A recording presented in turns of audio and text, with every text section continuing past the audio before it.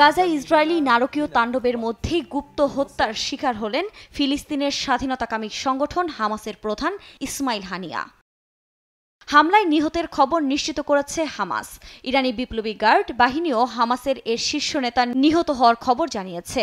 ইরানের Islamic revolution guard corps RIGC তার মৃত্যুর বিষয়টি নিশ্চিত করলেও তিনি কিভাবে নিহত হয়েছেন সে বিষয়ে কোনো বিস্তারিত তথ্য উল্লেখ করেনি।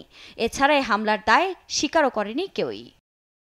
সংবাদ মাধ্যম আল জাজিরার প্রতিবেদন থেকে জানা যায়, মঙ্গলবার ইরানের প্রেসিডেন্ট মাসুদ পেজিশকিয়ানের শপথ অনুষ্ঠানে যোগ দেওয়ার জন্য হানিয়া তেহরানে গিয়েছিলেন।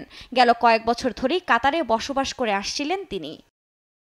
ইসমাইল হানিয়া হামাসের রাজনৈতিক শাখার প্রধানের পদে থাকলেও তাকে ওই গোষ্ঠীর শীর্ষ নেতা মনে করা হয়। গেল বছরের 7 অক্টোবর ইসরায়েলে হামলা চালানোর পর আবারও আলোচনায় আসেন হানিয়া।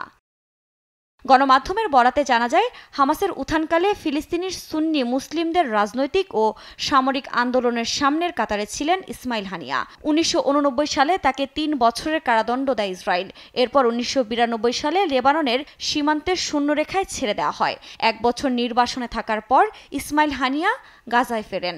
1997 সালে হামাসের মতাদর্শী গুরুর কার্যালয়ের প্রধানের দায়িত্ব পান তিনি।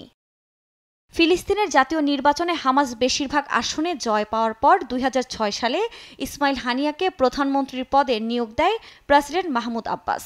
কিন্তু সপ্তাহব্যাপী রক্তক্ষয়ী সংঘাতের পর গাজায় মাহমুদ আব্বাসের দল ফাত্তার কার্যক্রম বন্ধ করে দেওয়া হয় এবং প্রধানমন্ত্রীর পদ থেকে হানিয়াকে সরিয়ে দেওয়া হয়। পরে 2017 সালে ইসমাইল হানিয়া হামাসের রাজনৈতিক ব্যুরোর প্রধান নির্বাচিত হন।